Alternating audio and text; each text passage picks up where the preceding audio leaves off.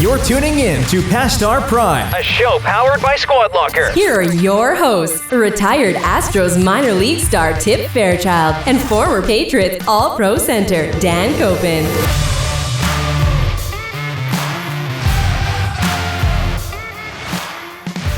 There we go. Episode 30. I just want to give it to you. I mean, I feel like this would pass me the ball. I feel like this is going to be your baby. The champ is here! Oh God! Did you really just right. load that on? So I was depressing. wondering what was going on. Before we get to your I like that. your shit show.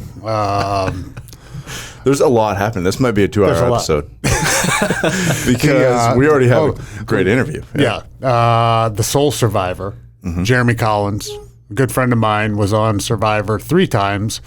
The second time he was on was second chance. He was voted back in by the fans. He's a great guy. He comes on, and we have a lot of fun with him. So He's full of energy. You can tell why. Yeah. It's like where they cast for Survivor, and then they interview, and they do the tape, right? And then you can tell why he got in. Yeah, sometimes you think it's all for show, and they're acting in a sense, but his personality definitely fits. Because I mean, we asked him too, and you asked him, hey, you can cut up and edit those reality shows, especially. They have so much tape on everybody. They can make you seem however they want. Exactly. Yeah. But he comes off basically how he is, which is a great guy, full of energy, fun, happy, family guy. I feel like he's a guy that doesn't sleep a lot. Probably doesn't. Just like goes, right? Yeah. Because he was going in, and we're getting good at this guest thing, where the athlete thing, the locker room thing, the buddies thing, the sports thing, but like we're just getting reality TV stars on. That's our other niche market. I guess you could say. We're gonna have to figure out, because eventually we're gonna run out of friends. Yeah, we're getting close. We're getting close. We're going into just acquaintances. Into if you want to come on the show, just contact us, or we should get some people actually to maybe help us out. We should do that. Max. It could be Max. That's what a producer generally, it's one of their things. So. Talent search. Yeah, little you talent can say, search. hey, we have them on this week. We have this person on next week. That would be phenomenal. Oh, like a schedule, you mean? Yeah. Yeah, we don't like schedules. We just kind of go from the cuff. Because we do so much during the week that we're just full of stories. We have a new president at Squad Locker, too. He's definitely going to come on, Scott Brzezina, because he was one of the best motocross riders in the world for a long time. Did you know that, Max? I did. Not world renowned. I just knew that. Yeah. And then he's going on. I was talking to him about it when he was in the office. He does this trip. It's from. Let me figure this out. It's from New York to Maine, somewhere. 1,500 miles. He's doing it through the 4th of July weekend, where they get on these bikes. They're like motocross bikes, and they go all backcountry. Okay. They don't go on one paved road. So it's off road. Oh yeah. I was like, what do you mean they bring like a bag with like camping they're gear not like on their back? Street legal bikes. They're completely off road. Yeah, off road. And then they have these spots where they leave parts and like tires and like gears. I'm not a gear guy. I have no idea. Things all on the trail. And then they have. I was like, do you wear like a helmet that you can talk to each other? He goes, lot of leather. No, it's like all the hard gear. Like it's like the MOTOCROSS. Things like, rocks are hitting you and shit. Okay. So like it's he's like, they have water piped in. They have. Is it a race? No, it's just his buddies. They do this all over. They like fly their bikes in. I feel because like you can't ride on the road. They fly there, then they get there, and then it's a whole thing where they have to travel them back. I feel like if you're going to tell that story or describe it, you should actually know what the name of it is. I think it's just friends doing it. Just a trip. It's like if you and I are going to go play golf. It's like, what do we explain? No, we have a tee time at 8:20, and we're going. Okay. So I can't. We need to have him on to talk about that, because that is interesting. I knew he was a really good motocross guy. Yeah, I don't. That shit scares me. Like the only name I really know is like Ricky Carmichael. Now I said that name to him. He's like, oh yeah. Yeah. Ricky Carmichael, like X Games. I grew up in the X Games thing. Yeah.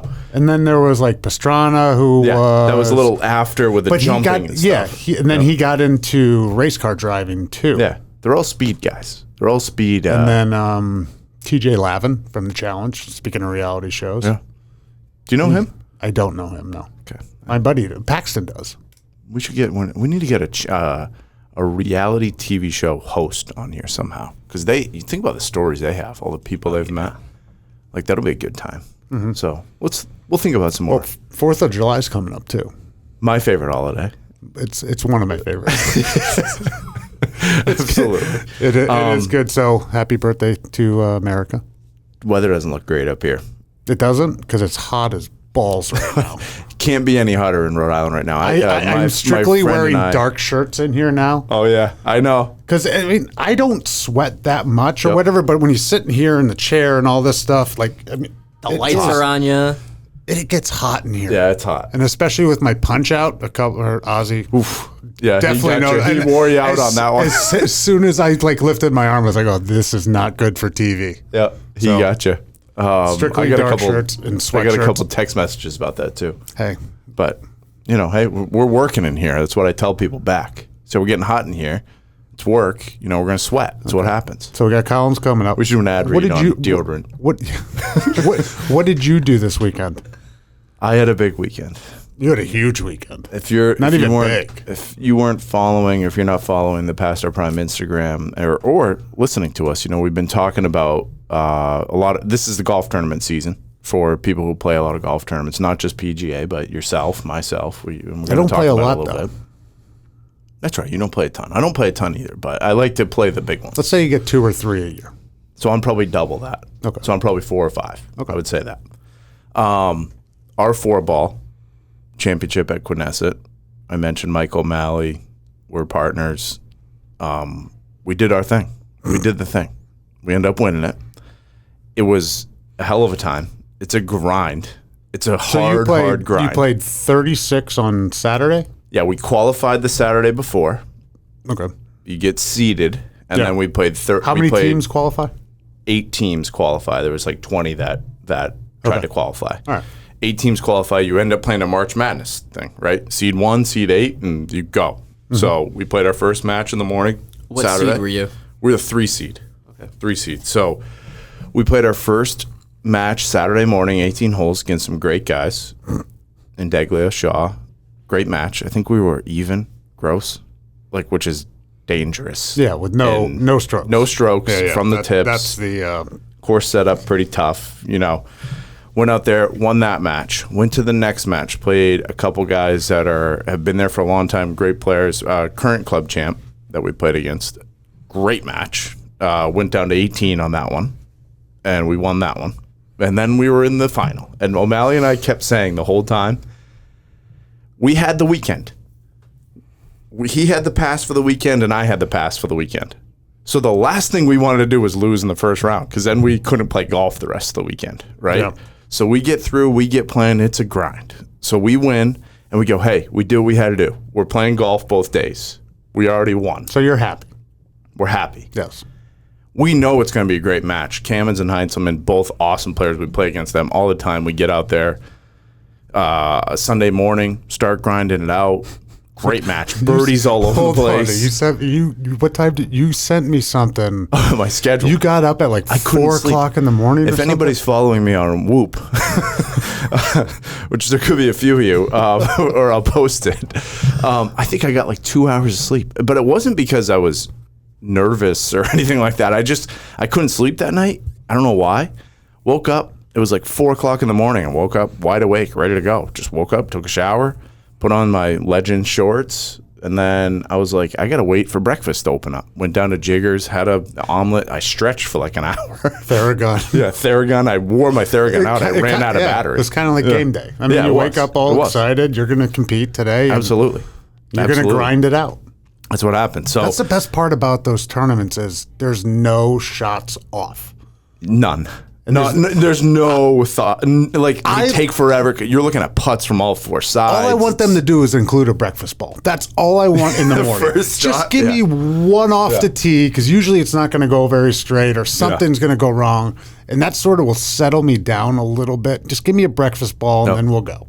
Well, Didn't get a breakfast ball, but I had a great breakfast. Went to Jiggers, had an awesome time by myself. Went home, brought some coffee to the house, brought some donuts for the kids. Went to the course, ready to go. Nice warm up. Piped the first ball off the tee. O'Malley pipes. All four of us piped it off the tee. So I'm like, okay, it's a slugfest. Here we go. It sounded like everybody was hitting pretty well that day. Oh yeah, we were playing some golf. So we get up a little bit early. They come back on us a little. We lose a hole because we hit the wrong ball. Wild hole. Like, so, all the rules there. Like, ball was sitting down, didn't identify it. O'Malley hit Cammon's ball. But it was on both of us, though, because I said, hey, I think that you're in the fair. I think that you crept into the rough. And there was another ball just up in the fringe. But it's just heat of the moment. It was going. He lost the hole. Tough loss. We lost 3 in a row after that. We didn't quite mentally come back. That's not good attention to detail. Couldn't believe it. Like, it was just we were actually tallying mental mistakes on the card. That was our third mental mistake of the weekend because we were playing pretty good golf. Okay. So anyway, get down to we come back a little bit. Unbelievable putt by O'Malley. Just gigantic balls on him on 14. He made like a 20-footer for birdie. 15 we win. 16 we 14 push. par 5. He birdies 15 short par. He birdied it from outer space too. He was way left and like came in from way on the other side and just went after it and had 20-footer poured it in. I left a birdie putt on the lip, swung my putter as hard as I've ever swung it in my life in the air. Thought the head was going to go flying off and probably hit somebody, but I was so pissed. We get to 15, we win 15, push 16, 17's a push. We're down 1 coming to 18. Mm-hmm. I texted you. I said down 1, get on the tee box on 18. I didn't respond. We both slaughtered balls down the middle. They're safe too. Wind is blowing 35 miles an hour in our face. I hit a ball. I thought I pured it. I think that's a little exaggeration. Faded 2 days. Let's go like this. I'm just going to say that's probably an exaggeration. No, let's do this. 25. It's still 25. It was like, I still think that's high. I always call it this. It's like Max, hitting the ball. Max, you're on the ocean right now. Yeah, I was gonna say, you're on what the day was this? you were on the boat a lot. Sunday was pretty stinky. Yeah, it was blowing. Yeah. Come on, Max, don't do that. I don't say know it was about 25. Say it was 25. Right in our face on 18. I hit a 9-iron. End up just getting off the toe a little bit. I'm like, that should still creep over. Ends up in the very corner of the shit on the left side. So I'm in my pocket. I'm like, so O'Malley's got a decent looking shot though. He hits it up into the wind. Spins it off the green though. They're okay. They're in good shape. Not a great chip by them, but like still in the driver's seat to like win this thing on 18. They miss a putt. We've got a window. Yeah. O'Malley's got like a 15-footer uphill, little tiny bit right to left. I'm like, you want to read on this? He's like, yeah, let's both look at it. I give him a read. He takes a read. We both have the same read. I whispered in his ear at that time. I said, you want... I whispered in his ear at that time. I said, do you want to keep playing golf with me today? Oh, God. And he's like, yes, let's do this. Oh. Step back. By the way, we need to find this on video. Somebody has it because there was a bunch of people shooting a video thing. When I was out of the hole, I chipped up anyway, trying to make a 4 from the other side. I am on the green. I'm out of the hole, so I take my putter and I flip the ball up over my head. And I do this a lot, but I never really catch it. Mm-hmm. This was all time. I flip the ball up over my head because my putter can scoop it. Yeah, probably 6-8 feet over my head. Open up my back pocket. It went right in. I'm not shitting you. I'm not shitting you. It will never, ever happen again. It got no applause, and because I don't think anybody was watching. Did you and I was look pissed. around? I was like, nobody saw that? I turned around, and I was like, everybody was looking the other way for the pot, and I was like, son of a bitch, that was unbelievable. So then I walked down there, I say that to him. He, just a set of nuts on him for this putt, pours this thing into the center of the cup. I'm like, let's go. Right? Like, this is where I'm going to get a little emotional and fired up in this episode. So we go to 1 playoff. We end up tying it up and go to 1 for the playoff. Everybody's in great shape on 1. We hit a couple great shots in. Get a birdie look. Max Heinzelman pours in a putt from like 20 feet from above the hole, and the pin's in the front of 1. It's lightning fast down the hill. And Cameron's got a few feet for par, so he's probably in for par. O'Malley's got another birdie look. I roll mine past the hole. I'm right in his line for par. Yeah. I'm like, hey, I'm going to put this outside the hole a little bit. Let's see how much this moves. I'm going to hit it. Yeah. I just lipped it out, and I'm like, he's got this. He's going to hit the same putt, dead center. Leaves it just over the top of the lip. So we go to 2. Everybody's on 2. Everybody hits a green. Par 3. Par 3. Everybody hits a green. It was playing. This is the adrenaline side of it. It was 181. Little bit crosswind. How fast? Yeah, about 25 miles an hour. It was moving. The flag was moving. Maybe not 20 there. It's blocked up by some trees. I hit a 9-iron to like 18 feet, 20 feet. Like just it was the adrenaline was going. Get up there. Max has the best looking putt in terms of distance, but he's above the hole a little bit. I get up. Cameron's chips up. He's got a good look for par. I'm on the putt. I see the line. This is where it's fun because all the carts are back there, and you don't get to experience like the fun, right? Where everybody's watching you, like you and a couple weekends ago. When you win the flight or something like that, and everybody comes around at the end. It is cool. Yeah, and all the carts are up above too. It does add some more pressure to it. Oh, it's great. I love it. And it's funny though because I totally zoned it out, kind of like playing, like it was like I Koepka. Totally lost them. Yeah, like Koepka. So I'm standing on my putt, and I'm like, I got this line, Mike. I'm going to hit this, dude. Because normally we were playing great team golf where I was like, I'm going to putt this, and I'm going to seal up a par for sure. Right. To free you up, because he was actually a little closer than me. I roll this thing around the line, bang, pour it right in the bottom of the cup. Put a video up if anybody wanted to see it. It's on Past Our Prime. Felt good. I saw the video. Felt great. Poured it in. Max still has a great look. He hits it. I thought for sure he was going to put that right on top of my ball. Like, just be like, let's go again. Yeah. So I went up to O'Malley. I'm like, hey, this isn't over. Let's get ready to go tee off on 3. Max just misses the top edge. And you're champions. Champs.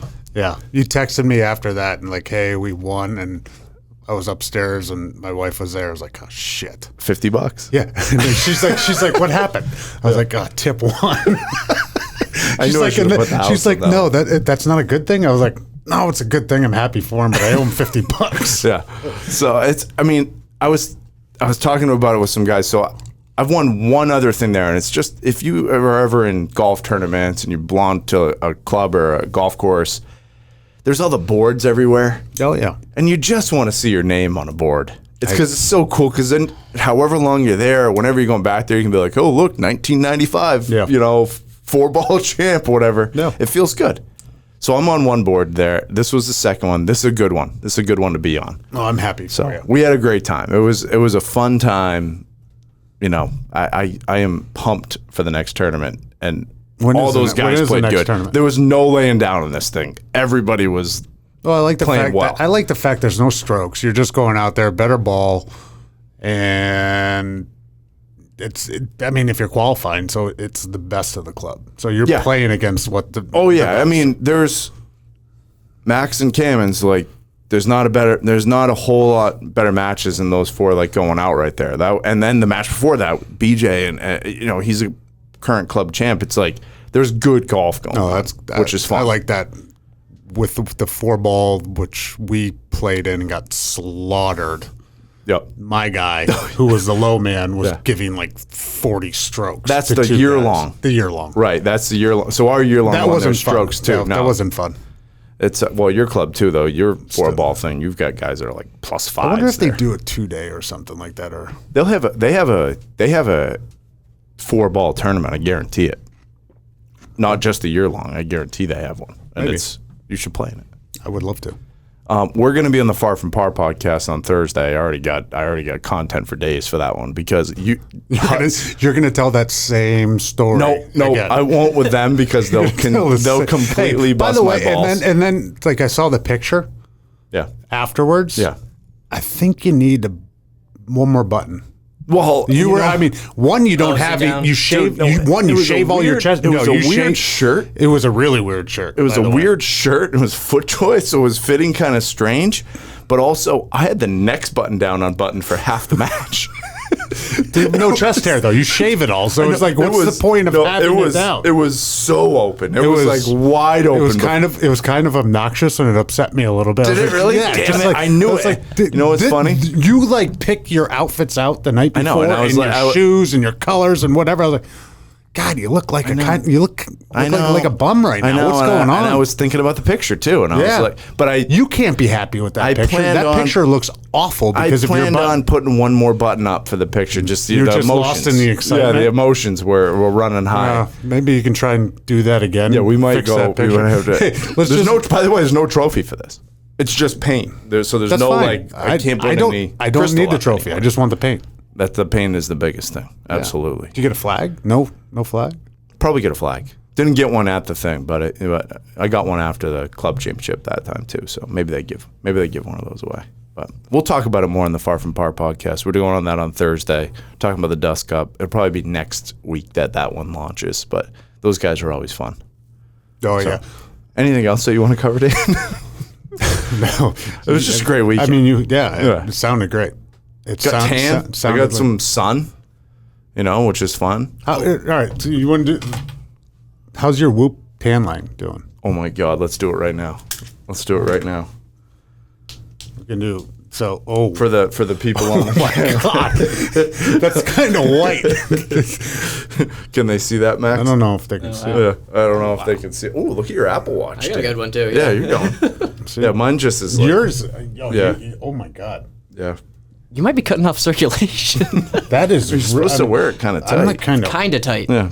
you can tell I'm getting some sun and all this stuff, but you tan a little bit better than I do. Well, I mean, I haven't been outside. I've been in here working my butt off in these Squad Locker offices. You've been outside for 3 days straight. Quick ad read. If you need uniforms or anything for your teams, 4th of July week, not much happens right now, but right after that, it's going to be flying high. www.squadlocker.com//suit up. Suit up. So get your teams ready. Let's go to the interview. More tournaments coming. More stories coming. Be prepared. We got Jeremy Collins joining us right now. If you don't know Jeremy, Tip just met Jeremy. Mm-hmm. Max just met Jeremy. Jeremy he's pretty famous. That's what I learned when I just did a quick Google search. He is pretty famous. He might even be. He's like the Warden McCabe level. Oh yeah, that's true. So you're a second. I'll let you into it. Jeremy is a firefighter. Mm-hmm. So what he does every day helps everybody out, and we appreciate what he does. His wife is a police officer. Val, so that should make them the most famous right there. Those two things. It should. Yeah, absolutely. And what Val does, just Jeremy doesn't compare. She's a much nicer person. She's been on Survivor as well. But Jeremy has been on Survivor 3 times. 3 times. And it's like the longest running, most watched show or something. It's crazy, right? What do they got? He's been on the 29th season, right? And that was in San Juan del Sur. Yep. That was Blood versus Water, right? Yeah, that was the one. Yeah, that was the one you did with Val, right? That was the one I did with Val. Okay, and then he was on the 31st season, which was Second Chances. Second Chances. Yeah, so they took everybody that was on one time and lost, and they had a vote to put people on for the next season, and that's called Second Chances, and I got voted on from the public. And he was on the 40th, and now they just do everything out of Fiji, right? Yeah, now it's all Fiji. It's all Fiji, so you're not going to these other crazy places anymore. They just, I mean, it's like a 20-hour plane ride out there. Yeah, but it's kind of, I don't know, it kind of sucks because part of Survivor is like going out and going to these different countries and like experiencing the culture and stuff like that. So it's kind of, I don't know, it's kind of whack that it's only a, Fiji all the time now. Yeah. Right. And then just to set the stage with Jeremy and I, like Jeremy's personality is like competition all the time. And he doesn't mind talking shit. Does he have a Peloton? Does he have a Peloton? I don't think he does. Do you have a Peloton? I do have a Peloton. Do you? Oh, uh-oh. Do you really? Do you use it or just no? Yeah, that's right. But Val uses it, right? Val uses it. Yeah, you don't even use it. You're scared. Let's get you on it. What's to be scared about? I'm just saying, if you have one and you haven't used it, You knew we were riding 1,000 miles in February. I didn't know that. And you didn't join in. That. Listen, I talk trash and I get into competitions about things that I want to do. I don't want to ride a bike. I don't want to do that. Yeah, he's scared of. I know what he's scared of. The leaderboard is something to be scared of, but then also the saddle soreness is something to be scared of. Let me tell you, that is not fun. Initially, that hurts a lot for a while. Oh, I bought a padded seat. I bought padded shorts. And then basically your ass bones eventually get like less sore, and you're like, I don't need all that. But there's a while that you're like, holy shit, I can't even sit down right now. That's not fun. That's not fun. It really. I mean, and jumping in the ocean isn't fun either. Yeah, you saw that? The water's still cold. So it's still cold. I don't even know how you go in there. There's a really good chance that I could possibly win Survivor going through something like that. I mean, I'm mentally tough. I can get out there and jump in the water. That's Actually, true. Lost that though because I was not mentally tough. But then he laid in bed for 2 weeks after that. So I did. We won't go there. But when we get together, like, it's kind of funny because I'm very competitive. Jeremy's very competitive. Mm-hmm. Jeremy talks trash. I'll talk trash. So when we get together, the families come together, the kids or whatever, we'll be out there. It doesn't matter what we're doing, playing cornhole. We could be dragging the kids to the beach. There's always something going on, and we're always trying to win.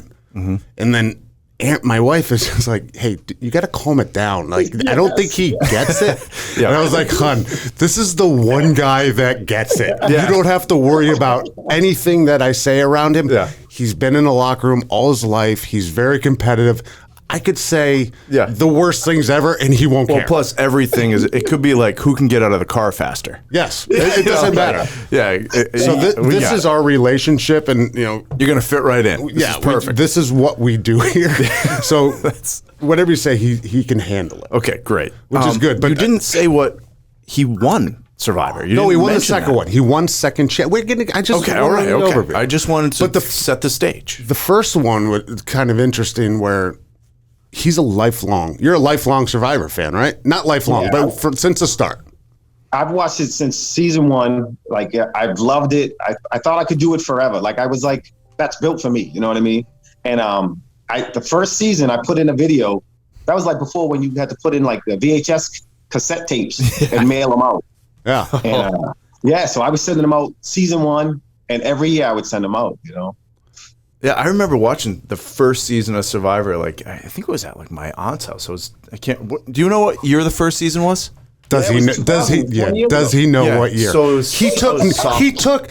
Hey, tell him what you did. Tell everybody what you did.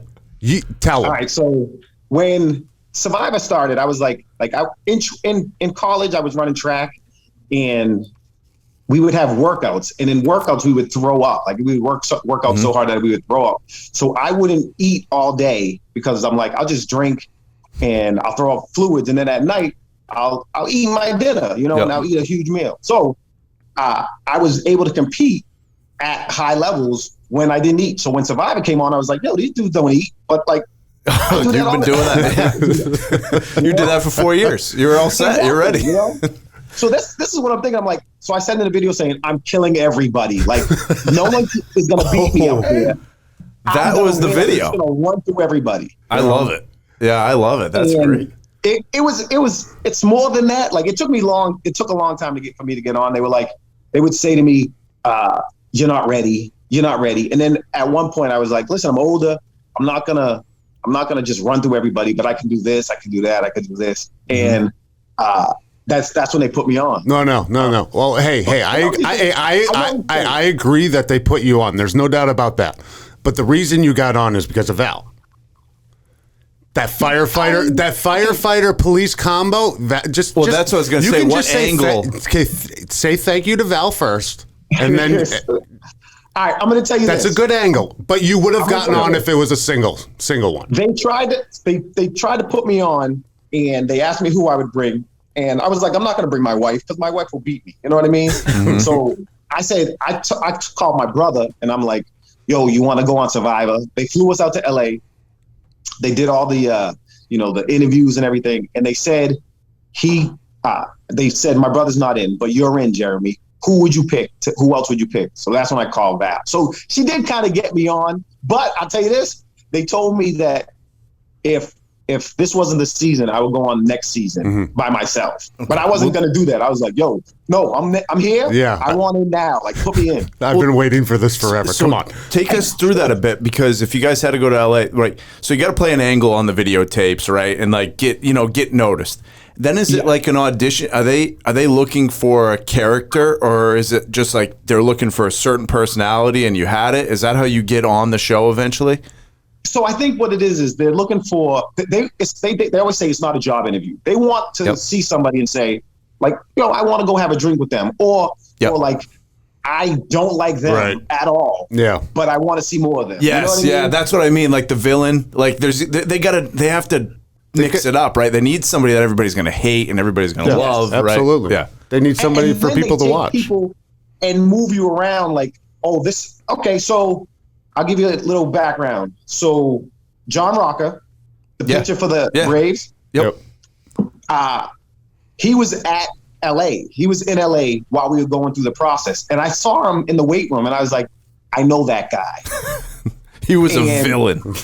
Yes, right? Yeah. So, during the interview process, they were asking me questions, and I just stopped them right away. I said, listen, I know somebody that's here. And they're like, who do you know? I said, John Rocker's here. And they're like, we cannot confirm nor deny. And I said, you don't have to say nothing. I know who he is. I know all about him. And I started rolling on him. So then I would see him all the time. Like, you couldn't talk to each other during this process, but I would see him. They would always match us up. They would put us in the weight room at the same time. We would be eating at the same time. Like, I would see him in the hotel lobby on the other side eating, Yep. So I knew what they were doing. They wanted to see us match up against each other. So it was cool. Like, you guys were quarantining before quarantining. Yeah, he was. Rocker, remember he rode like the train in New York when everybody hated him and basically was like fighting people and getting beat up. He was an animal. He's crazy. And he played too during the steroid era, so that he was on a lot of different stuff. he had probably Winstrol in him and on him. Like in the waiting room, he's probably plugging that in. So, do you think he was using that spider tack? He was using a lot worse than spider tack, is my guess. So a lot of illegal substances were going places. Hey, not even like this guy. He was so crazy. He would take notes on the seasons as he watched. No, like I'm not. He would rewatch. You would rewatch shows, right? I would watch them once, just cold, and then I would rewatch it and take notes on it. And then I would rewatch it again and then go back on those notes and see how these people did it, see how these people did it. And I would just try to figure out how I could win the game. Scouting report. You were building your own scouting report. I was crazy with it, Tip. Listen, I know a lot of times they do knots. Yep. Like in the challenges, you got to pull out knots. I grew out my fingernails, just these two. Unbelievable. This guy was no wonder he won. This guy was prepared. I would not eat all day. There was one time that I said, I got to get ready. Like, this isn't even, I'm not even on the show yet, but I'm like, I got to get ready now. I got to get ready to get ready, Yeah, you got to get ready to go to training camp or the season's starting soon. It was 9 years before he got on the show. He was getting ready. There was a 2-day stretch where I went out and I bought a sub. And it was an Italian sub, and I said, I'm not going to eat this thing. So I took half of it and, put it in the fridge or whatever. I don't even know. So then I cut the other half. So I had a quarter of a sub, and I said, this is all I'm eating. For 2 days, that's all I ate. Yep. By the second day, I was like, I'm working out. I'm doing everything regular. I started getting lightheaded. This isn't good right now, I said, I got to eat. So that night, on the second day, I ate something. I was like, all right, now I see how far I can go. And now let's work from here. You know what I mean? Yep. So I was a bad man. I was crazy. Is the food, water, food liquid, I guess you could say, and sleep deprivation the toughest thing? Is that one of the toughest things that you can go through when you're on the show, or different seasons are different, right? But I mean, different seasons are different, but sleep is one thing. You're not going to get sleep, so suck it up. You're not going to get much sleep. You'll sleep a few hours a night. You know what I mean? If that. Food, you get past it. At a certain point, you feel weak, and then it's gone. The hunger pains are pretty much gone. Yep. And you could eat coconuts and you're nibbling on that, but water, you got to get water.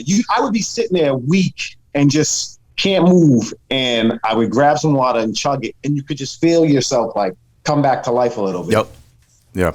I mean, yeah. Where do you get the water?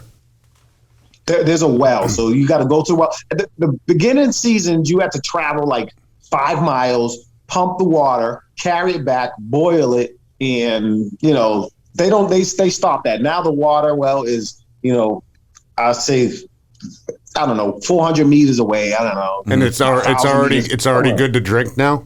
It's already good to drink. Oh, okay. So you lower the thing down there, and there's a bottle of Aquafina. You just pull up a. So they're actually not trying to kill you guys anymore. Yeah. They're going to give you water. They'll give you water. My first season 29, they told us that we needed to boil it. You will get sick if you don't boil it. So we were boiling in that. By season 31, they were like, you should boil it. If you don't boil it, you might not get sick. Whatever. You might get parasites, but you might be all right. By season 40, we were just drinking it. It didn't matter. Like it looked fine. It smelled fine. It tasted fine. So fire, right? All I think about is Castaway, where he's like, I made fire. Right? Now you're a firefighter, right? So is that one of the skills you were building up? Like, how you're talking about the knots? Like, were you like, I got to be able to make fire out of like using my toes and the stick and this and that? Like, is that something that you were trying? One of the, at the end, right, is a fire building contest too. Yeah, some seasons they have it now that it will be a fire starting contest, but they give you everything. They give you flint. They give you they give you everything to start fire. We always say, like, if you're gonna go on Survivor, like, you got to learn how to make fire. Yeah. I don't think you need to make it with sticks and everything. Oh, so you guys had matches? No, you need flint. Okay. You got to learn with flint. Like, so I went out and bought flint, and Val and I, we were out there working in the backyard making fire. It was crazy, but you can do it. It's easy. It's a little work, but it's easy. You know what I mean? Yep. In the first 3 days, you will have to go to tribal council, whether you win or lose, and you will get flint after the first 3 days. So if you don't know how to make fire with sticks and everything, suck it up for 3 days, and you'll be able to get fire after that. Got it. Okay. What's the one thing? I mean, I guess I've watched the show for a long time as well, and the dynamic within the tribes, right?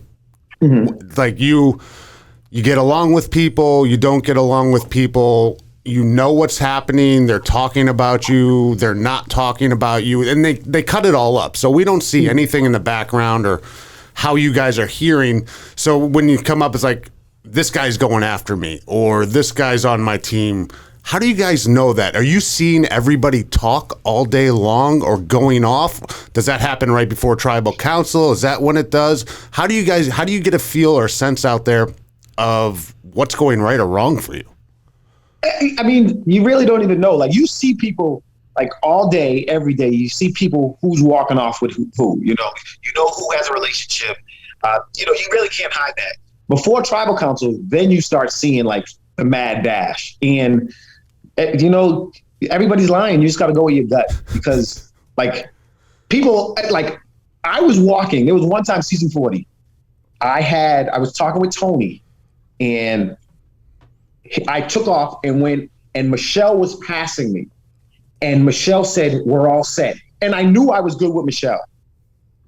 We passed. There was someone else out in the woods, Sarah. She says to me, she just said, you're going home tonight. And I was like, what are you talking about? I watched you guys walk by. She didn't say anything. And she was like, I'm telling you, she said something. So I go to Michelle and I said, Michelle, like, Sarah's throwing you on the bus saying that you're talking about me. And she was like, I did. That was the plan. But you're not going home, blah, blah. And I'm like, yo, what are you talking about? Oh, man. It's always like back and forth. And then you go to Tony, and Tony's like, no, that's not happening. And you go to Ben, and Ben's saying, it's just madness. It's so crazy. You really don't know until you go to tribal council. And that's where you find out who has your back. All right. So besides like eating your face off when you get home, and I got it, like, he came home from the first time or the second time, and I don't think you stopped eating for a week. chocolate cake, steaks, whatever you wanted. You ate. I think you gained like 20 pounds. But the other thing was, you said you couldn't trust people. Oh, I'm sure. Like you were like really having like withdrawals or like psychology issues from being on that show, because you're there for what, a month, 5 weeks? Yeah. So the show is 39 days. You're there for about a month and a half, almost 2 months total, on each end. But while you're out there, everything is so crazy, and you don't trust anybody.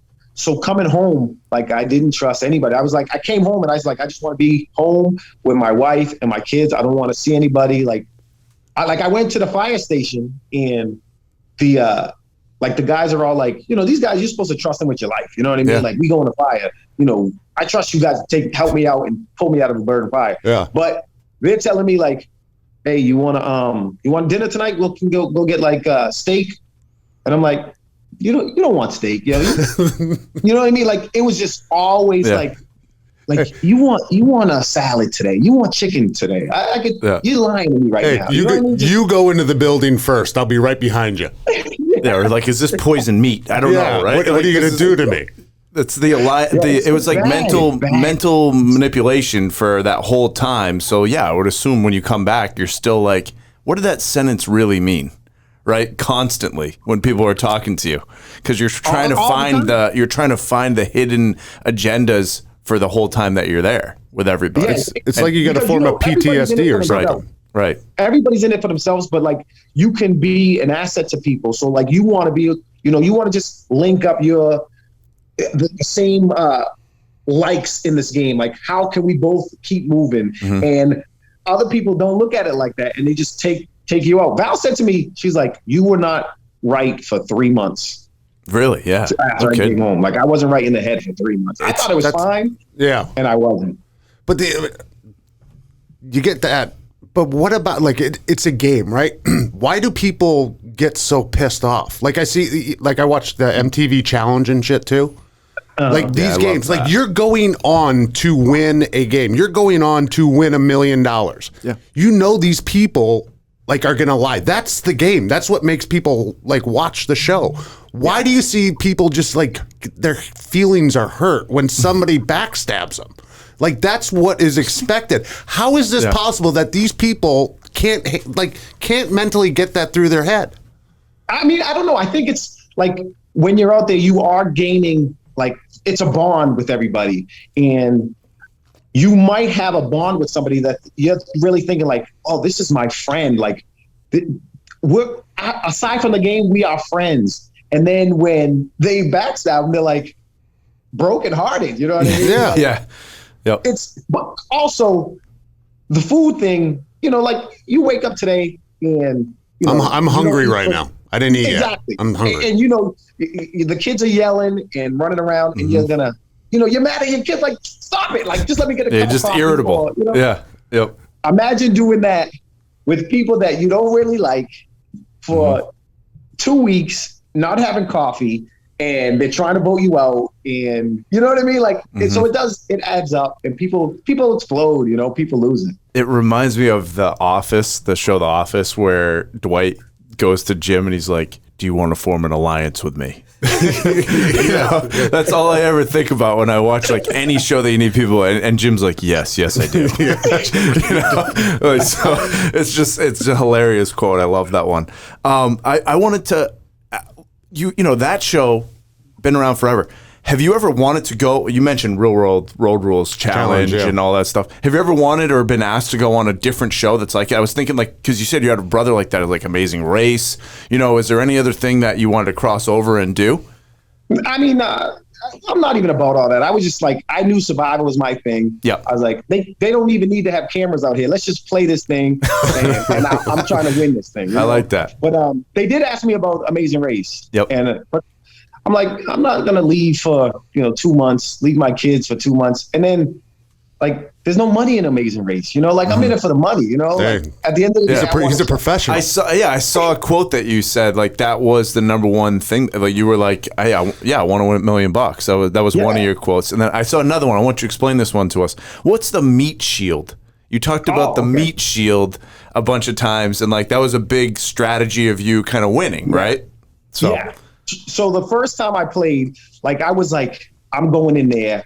I'm working out every day. Like my abs were ridiculous. Like I'm chiseled, ripped up, right? Trying to get ready for this. And then you're out there and then you're not eating or anything. So like I was real vascular. Like I was looking good, right? They were all after me. Like they were like, get this guy out of here. He will beat us in the challenges. We got to get rid of him. So ultimately they went after me and took me out. My own crew, my own alliance took me out. So then I said, going back, I was like, I'm not going to work out. I'm going to get smaller. I'm going to try to be like less of a physical threat. And I want bigger guys, bigger threats around me. So those were the meat shields. Like there was, this kid, Joe, he does tons of these challenges. He'll be at home right now. And he wins them all. Huh? He wins them all. He wins them all. I said, I need him. He's my number one. He's going to be in front of me. You know, there was a girl, Tasha. She used to win a ton of challenges in her game. I said, I need her in front of me. Savage, Terry, like all these people like are huge into these challenges that are win their whole seasons off of these challenges.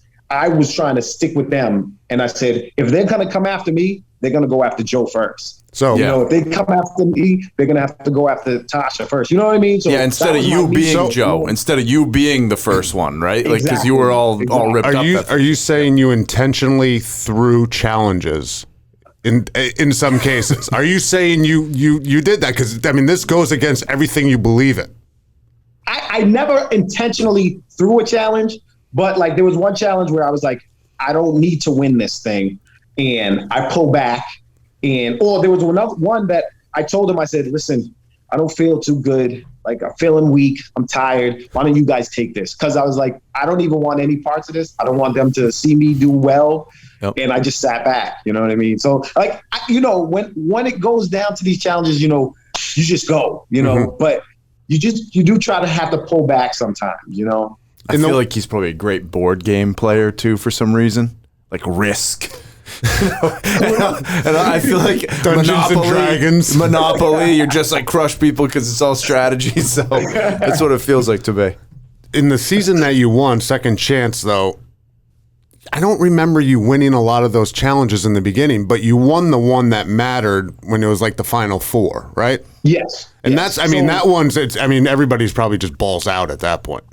Yeah. So early in the season, I was doing okay in challenges. It was group challenges and stuff like that. So I was doing all right. Then after the merge, it goes to the challenges are all based on, you know, first pick gets this person, second pick gets this person. Joe would always be the first pick. I would always be the second pick. And it dropped down a ton from there. So the third pick would go to, I'm sorry, then the third pick would be somebody else, but then it dropped down from there. So the third pick would be Joe, and then I would get someone that's not really that strong. So after that we would lose every single challenge to Joe's team. And they would go eat, and all their rewards were food rewards and everything. And I'm sitting back like, oh my God, like these cats are eating real good. So then I would go back and tell them like, you guys are feeding all these people, and they're getting stronger and stronger while we're getting weaker and weaker. You know what I mean? So like try to put that in their head. Like we got to, you know, change this thing up. You know what I mean? Yeah. Change the games. Let's try to vote some of these people out, you know? Right. So I did lose a lot, but the final, what was it? It was the final four. It was a challenge, and that's when I pulled off. The one challenge that I remember the most though is from your last season. Which one? Tony. Which challenge is Tony? Well, I'm just going to say it involved climbing a ladder. Listen, look, you're a firefighter. This is what you do. This is what you do. You're a firefighter. There is no way. There is no way a cop should be able to beat you climbing up a ladder, and that's what I saw on that show. I was absolutely in shock. And I was disappointed in you during that challenge. I'm not going to lie. Right. When I was watching, I actually said to my wife, I was like, I can't believe he just got beat by Tony. He doesn't even know how to climb a ladder. He doesn't even know how to climb a ladder. You sound like Tony right now. Stop it right now. You're crazy. Set the stage for us. What was the challenge? You might as well go in that hideout nest that he has or something, but he'll climb the tree faster.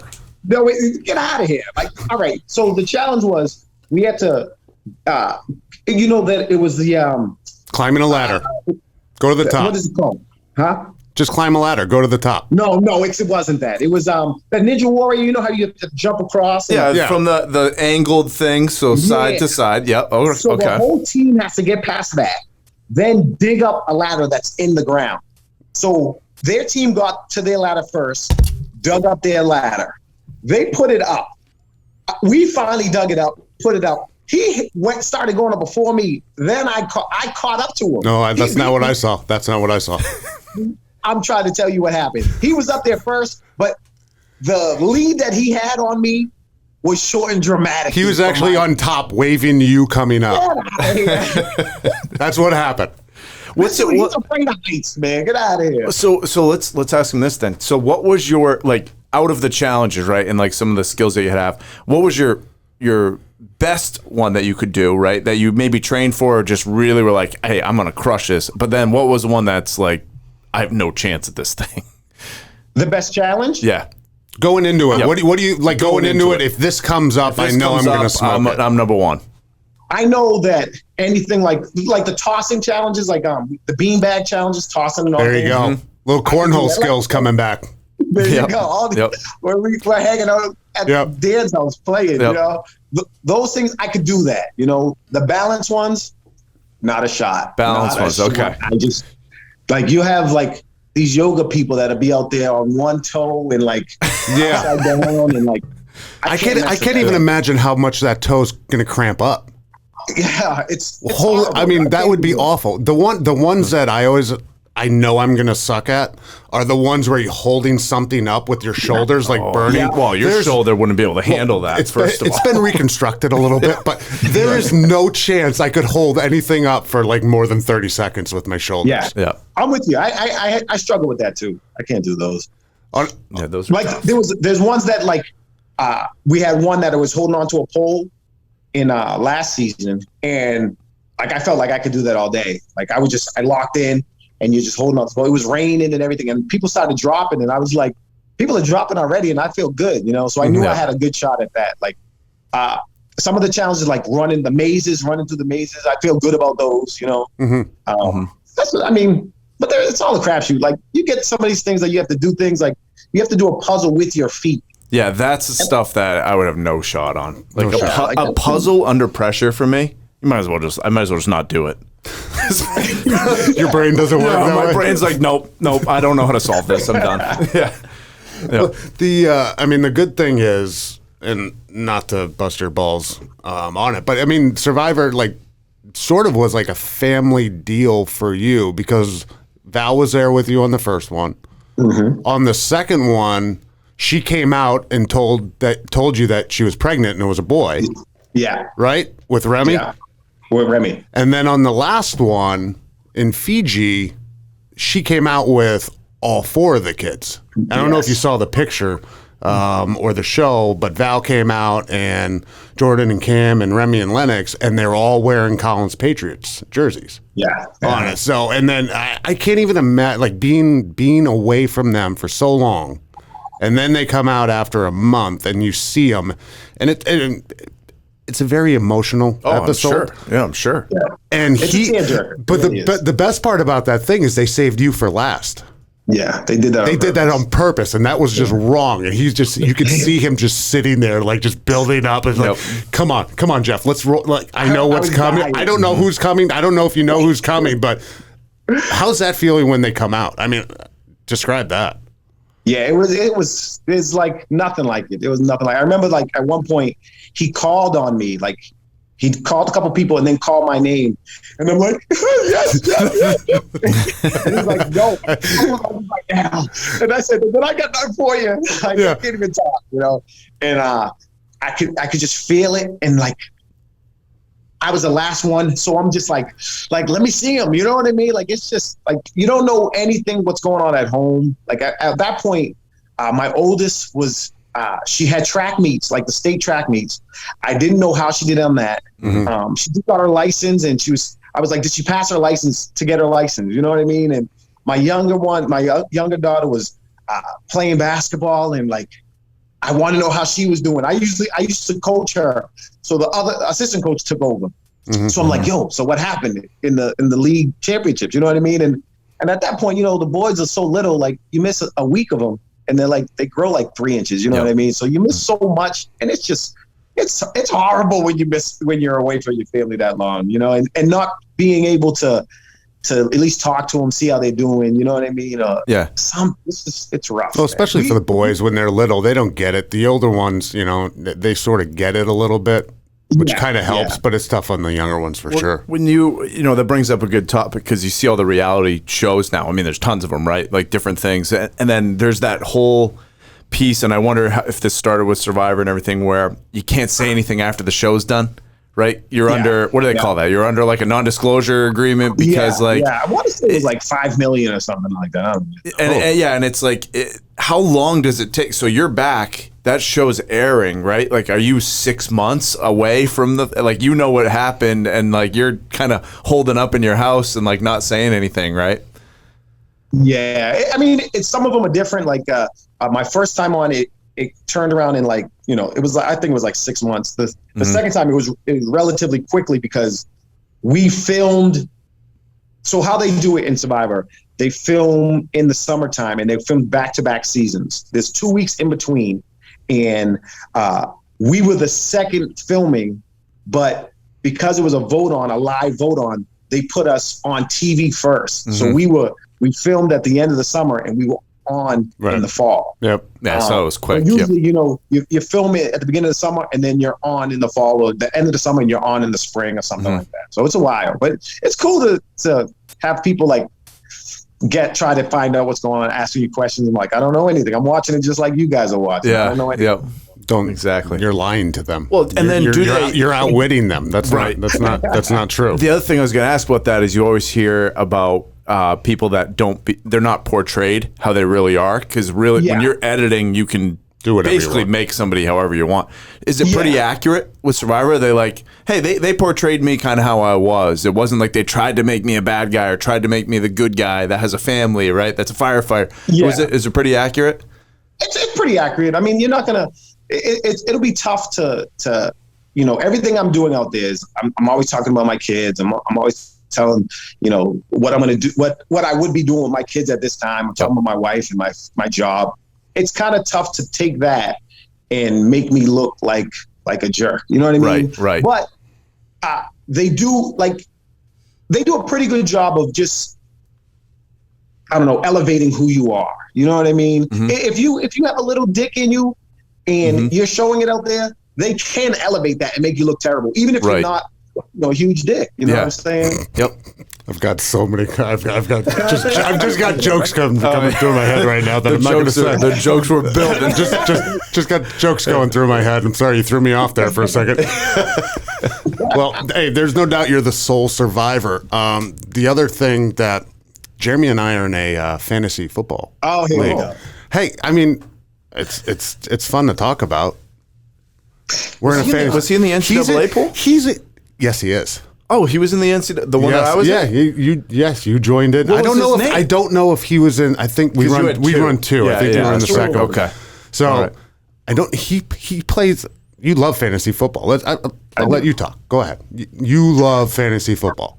I'm all about fantasy. I'm in like I'm trying to cut back. At its peak, how many leagues were you in?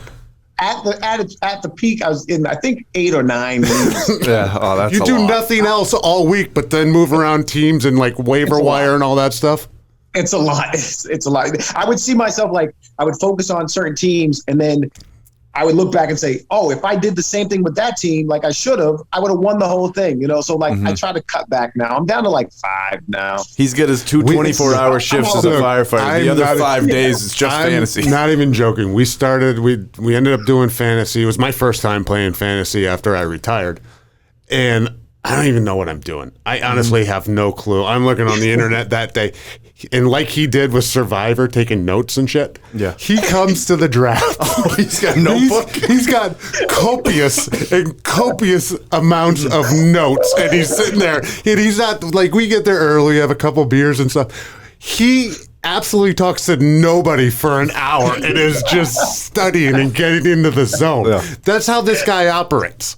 And just to let you know, how many championships have you won? I don't even. Come on. How many? Wow. That's it's a zero. It's a goose egg. Okay. All right. Listen. And this guy's won twice. The first. No, one I've won once. I've only won once. I finished second. This is an asterisk ahead of that one. You should not have won that. That was mine. No, I beat you in the championship round. Okay, let's set the stage. Go ahead, set the stage. Mm-hmm. I'm number one. I have the most points. I have the best record. I'm crushing everybody. What have you done for me lately? That's what it is. No, you're not going to do that. So, at that time, the free agency pool, how you get free agents was a wrong way to do it. That doesn't matter. Always gets the first pick out of free agents. So guess who's last place? Dan Copeland. Mm-hmm. He gets first pick. Every single week, nope. He gets the first pick. So now his team just makes the playoffs, and now he's the hottest team because the last 3 rounds, he's gotten the first player available in the free agency. All right, strategy. That was his strategy. Can I talk? Can I talk for a second? Okay, go on. So you play within the rules, right? Whatever the rules are, you play within the rules. You knew the rules. You should have came to the board meeting and said, you know what, this is how free agency should go. You should have came and expressed your opinion. None of us have played. I've never played. I've never set up a league. I don't know about the waiver wire and how it works. I know how it works in real life. It's a lot. I don't care, but I played the season within the rules and used the rules to my advantage. So I outwitted you, and then I outlasted you at the end, and then I outplayed you. So you have first pick this year. Who do you take? First pick. Which one? Say you get first pick this year. Who are you taking? Oh, I don't even. You didn't start yet? Listen, I don't believe you. I haven't done any research yet. None. You can't peak too soon. You got I have training camp. I'm not going to go early to training camp. I'm taking it easy. But who is it? I'm trying to think who's it's Henry or McCaffrey. McCaffrey's coming back. Henry. McCaffrey will be number one. I don't know. Henry can run, man. I mean, he's been hurt every year. Vrabel likes to run that guy. They keep giving him the ball. All right, so if you get number one pick, you pick him then. No, I got number one pick last year in McCaffrey, and he was hurt all year, and I still finished in second place, ahead of you. This feels like we're gonna have to spin up a fantasy. Hey, the one thing that you did bring to that league, you did say, hey, you have to do the draft basically after or towards the end of the preseason in case anybody gets hurt. Yeah. Because then if you draft beforehand, someone gets hurt. Now there's 3, but there used to be 4. If someone gets hurt in that third game, you're screwed. You can't do it early. Screwed. You can't do it early, especially when you do 10 drafts.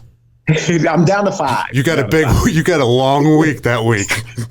Every time that we try to schedule the draft date, I'm like, all right, wait a second. I'm leaving this draft. I'll be there at 9:00. Just wait for me, Got it. It's a busy man. This is we'll ask the Gatorade question too, I guess. But my final question: Survivor calls you tomorrow and says, "Hey, we want you on next season. Do you do it or not?" I'm not doing it. No. You said that once. You said that after Cambodia. I know. You said that was awful. I'm never doing this again. I don't want to do it anymore. But if they called you, I talked to somebody the other day, and they said that there was an interview with Jeff or something, Jeff Probst, and they asked, about me, and he's like, oh, he'll come back. And then there was another producer that said, no, he said he's done. He's all done. And Jeff's like, oh, no, he'll come back if we ask him. I'm not coming back. I don't want to, but just don't ask me. All right? Just don't ask me. I don't want to do it. So Probst is going to call you. You're going. I guarantee you're going back one more time. I don't want it. I really don't. Because you had a quote on the last one that you said, this thing punched me in the face. Yeah, on one of them. That was your exact quote. So that's why I was wondering, was that Cambodia or the last one? Are you over that punch, or are you gonna say yes or a maybe? I still think you're gonna do it. No. So what happened with the last one? Because Cambodia jacked me up. Dude, that place was miserable, right? Miserable. It rained for 5 days straight at one point. Like it was horrible. That was the hardest season I ever did. It was ridiculous. And I told them that I wouldn't come back. But then they had, all winners. I'm like, I got to go. Yeah, no, you got to defend the title. Yeah, you got to do that. All winners sucked. I didn't play well.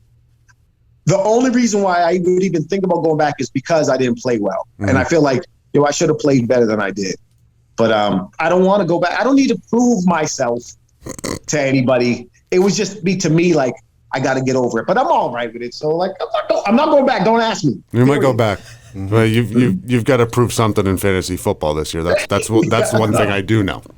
Well, we got to get him on the Peloton too. Yeah, we gotta get a username. That'll be fun. Let's go. I'm on. I have one. I'm on there. Oh, okay. I just don't ride it. Well, you should. You look a little. Neither does Dan right now. Yeah. Oh, we've been doing some rides. I do a lot of different things now. I'm not just focused on that. I do a lot of different things. Okay. I feel like that's better for you. I'm preparing maybe for Survivor. Okay. There you go. What are you doing differently? What are you talking about? Oh, like yoga and all that? No, I do. Yeah, the hot yoga. The hot yoga. It's miserable. It's like Cambodia out there in there every week, twice a week for an hour. Like Cambodia. I don't know. I'm sweating 10 minutes into it. And it doesn't stop. Hey, did you see any tarantulas out there? Like, because that'd be out. I can't see any spiders. Are there big spiders I'm or with the anything snakes. where you If I see a snake, that's one of the reasons I wouldn't go. I'm walking in the woods. Like, am I going to step on a snake? Oh, am I going to see it? That's going to be a problem. Is a tarantula going to float out of a tree, land on me when I'm sleeping? Because guess what? I'm done. I'm going to the tribal council myself. I'm out. I didn't see any tarantulas. Okay, good. A ton of snakes. Like big ones? Rats. Big ones? No, small ones. They had those little. You ever see those little black and white ones, the poisonous ones? Oh yeah, no, I haven't seen. I don't see poisonous snakes in Rhode Island. There was a ton of them in Fiji. There's a ton of them, and they're poisonous. Yeah. You sent me that coconut crab video. It's freaking. If you see any cool spider things on social network, just send them me. I'll forward them on to Tim. I fell out of bed one night because he sent me something that jumped, and I literally jumped out of the bed. I was like, that scared the shit. That's just fun. Yeah. That's just fun stuff. That's good to know. That's good to know. Stay away. All right, buddy. You are the sole survivor. Last question that we do. What is your favorite running track? You probably wish you had this out in, Cambodia, San Juan, Fiji, winning Survivor. What's the favorite Gatorade color of all time? My favorite Gatorade color of all time? Purple. Do they even make purple? Wow. Is that the one that's called Frost? Oh my gosh. Yeah. So, nothing. It's like a Arctic Frost and Galactic Frost. That's what's in that well. They drop the basket down and comes up a whole bunch of purple Gatorades. That's what you drank on all winners and didn't do so well. I can't. I would have figured you would have. Said one orange, maybe. Orange, yellow. Orange is the worst. That's the worst. Well, you drink it if you're out on the island out there and needed it at the end to hydrate. In the middle of Survivor, you drink anything. So what? Are you an orange guy? I'm yellow. I like red. Red's good. Yeah. Okay. But in the middle of Survivor, I'd drink probably goat piss. It's something. Would you drink yellow even if it's ice cold? I think red's good, and I think yellow's good too. But I think when it's warm, just hot, I don't think yellow is good. I'll drink anything. Pretty much. Is red good warm? Red's better than yellow. Dan likes to get that mustache above, the red mustache. Like a little kid. A little flavor saver, save it for later. Yeah, that's it. There you go.